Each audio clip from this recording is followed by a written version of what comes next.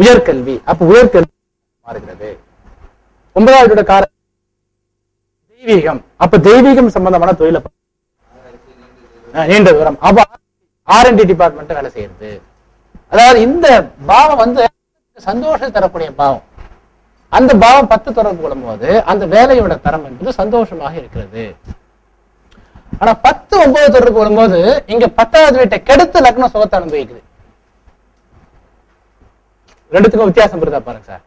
அதாவது பஸ் மேல நாம ஏறினா நீங்க பாரிஸ் போனா பாரிஸ் போயிடும். பஸ் நம்ம மேல ஏறினா என்ன ஆகும்? நம்ம அங்கேதான் இருப்போம். பஸ் போயிட்டு இருக்கும். பஸ் பாரிஸ் தனியா போயிடும். அதே மாதிரிதான் ஒரு குறிப்பிட்ட பாவம் தன்னுடைய வீட்டுக்கு சாதகமான பாவத்தின் தொடர்பு கொள்ளும் போது தன்னுடைய வீட்டையும் பலப்படுத்திக் கொண்டு தொடர்பு கொண்ட இந்த பாவம் தான் வேலை செய்யும். ஓகேங்களா? அதாவது 9, 10 ஒண்ணு ஏதிக்கீங்க. 9, 10ன்னு நல்ல அந்தஸ்தான வேலை, கௌரவமான வேலை, உயர்ந்த வேலை,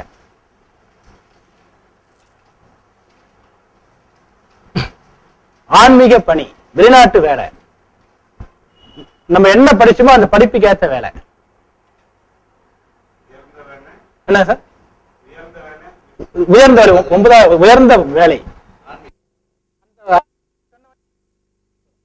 ஒரு மரியாதை வரும். ஆன்மீகம், தெய்வீகம். 10, 9 வந்து வேலையிலும் பண்ண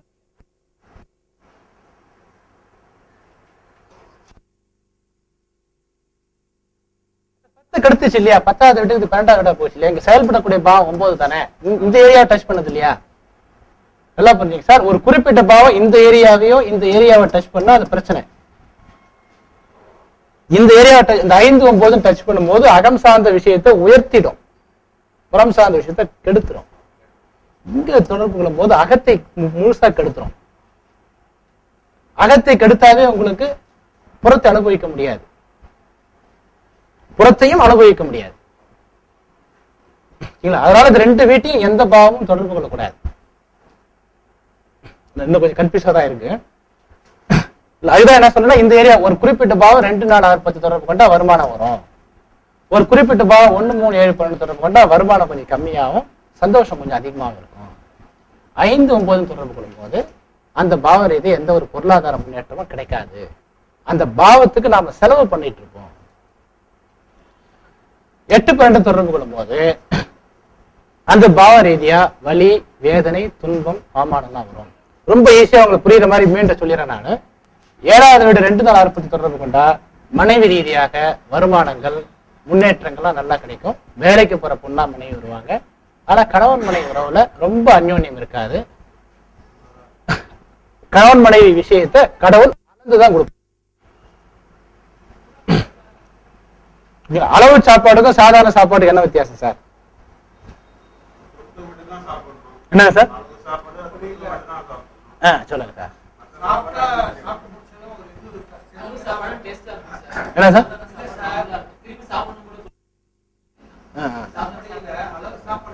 சரி, நான் சொல்லிடுறேன். ஆக்சுவலா இருக்கு. சரி, பரவாயில்ல. உங்களுக்கு பேச வைக்கணுங்கிறது தான் நான் கேள்வி கேட்கறது. அளவு சாப்பாடு கொள்ளும் போது இன்னும் ஒரே ஒரு கொஞ்சம் திருப்தி கொஞ்சம் கம்மியா இருக்கும். ஓகேங்களா? அதாவது ஒரு கம்பெனிக்கு போறீங்க, ஏதோ ஒரு பொருள் கேட்க போறீங்க, அளந்து கொடுக்குறாங்க. ஒரு விஷயத்தை அளந்து கொடுக்கும் போது அதுல கொஞ்சம் இதுவா இருக்கும். நீங்களே எடுத்துக்கோங்க அப்படின்னா என்ன, அது ஒரு திருப்தி இருக்கும். அந்த மாதிரி ஒரு 7வது 2, 4, 6, 10 தொடர்பு கொண்டா மனைவி ரீதியாக இல்ல கணவன் ரீதியாக, கணவன் மனைவி 2 பேரும் சார்ந்த விஷயம். ஆனா அகம் சார்ந்த விஷயத்தை கடவுள் அளந்து கொடுப்பார். 9 மணிக்கு மேலதான் 2 பேரும் சந்திக்கணும் அப்படின்ற மாதிரி. இல்ல 10 மணிக்கு மேலதான் தனியா போகணும். புரியுதா? எக்ஸ்பிளனேஷன் பண்ண சொல்றீங்க தெரியல.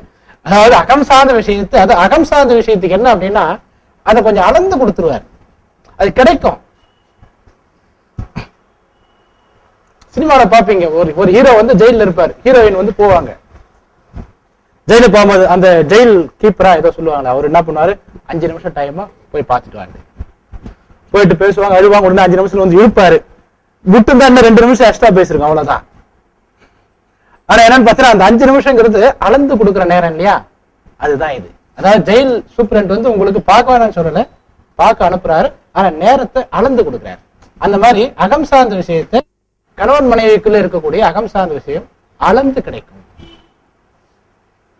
இப்ப கணவன் மனைவி இந்த 7வது வீடுங்கிறது அகம் சார்ந்த பாவமா புறம் சார்ந்த பாவமா?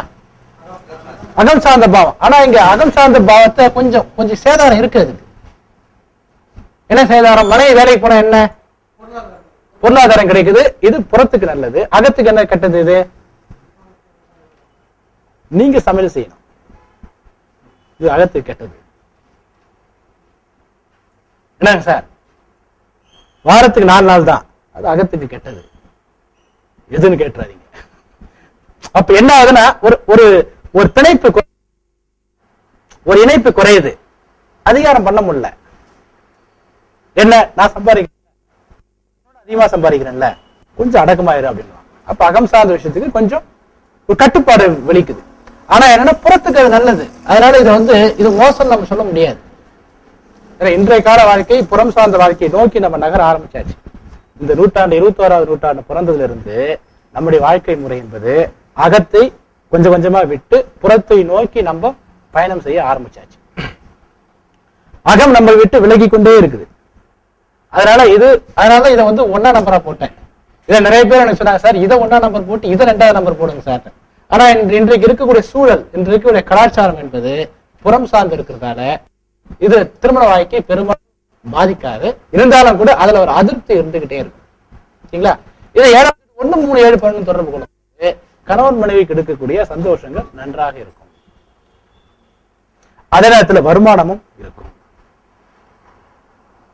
இதுல வந்து எந்த ஒரு ரிஸ்ட்ரிக்ஷனும் இருக்காது. இது திருமணமும் தாம்பத்தியம்ங்கிற புக்ல எழுதிருப்பேன், நீங்க படிச்சு பாத்தீங்கன்னா தெரியும். சரிங்களா? அதுக்கப்புறம் 7வது 5, 9 தொடர்பு கொள்ளும் போது இது என்ன சொல்லலாம் சார், மனைவி ரீதியா வருமானம் கிடைக்குமா? மனைவி ரீதியா வருமானம் கிடைக்காது. கணவன் மனைவி உறவு நல்லா இருக்குமா, நல்லா இருக்காதா? என்னங்க சார், கணவன் மனைவி உறவு இந்த 3த்துல எதுல உறவு ரொம்ப நல்லா இருக்கும் சார்? இதுலதான் அதிகமா இருக்கு சார். ஏன்னா இது 7க்கு இது 3வது வீடாகும், இது 11வது வீடா இருக்கிறதால கணவன் மனைவி உறவுல ரொம்ப சந்தோஷம் அதிகமா இருக்கும். ஆனா பணம் நிறைய கிடைக்காது. இது முழுக்க முழுக்க ஹவுஸ் ஒய்ஃபாவே இருப்பாங்க.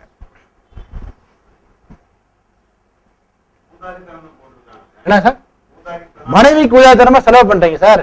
நீங்க 4 பட்டுப்புடவை வாங்கி தாங்க, நல்லா தானே இருப்பாங்க. அகம் சார்ந்த வாக்கி தான் நான் சொல்லிட்டு இருக்கேன் நானு. சார் நீங்க பட்டுப்புடவை வாங்கி தரீங்க, நெக்லஸ் வாங்கி தரீங்க, இது மனைவிக்கு தானே. நீங்க 7வது வீடுன்னு வரும்போது என்ன ஆகுதுன்னா இங்க மனைவிக்கு தான் அப்படி போகுது அப்படிங்கிற மாதிரி. ஓகேங்களா? இங்க 7வது பாவங்கிற வேற, அதாவது இந்த பாவம் இந்த பாவமாக மாறுகிறது உங்களுக்கு.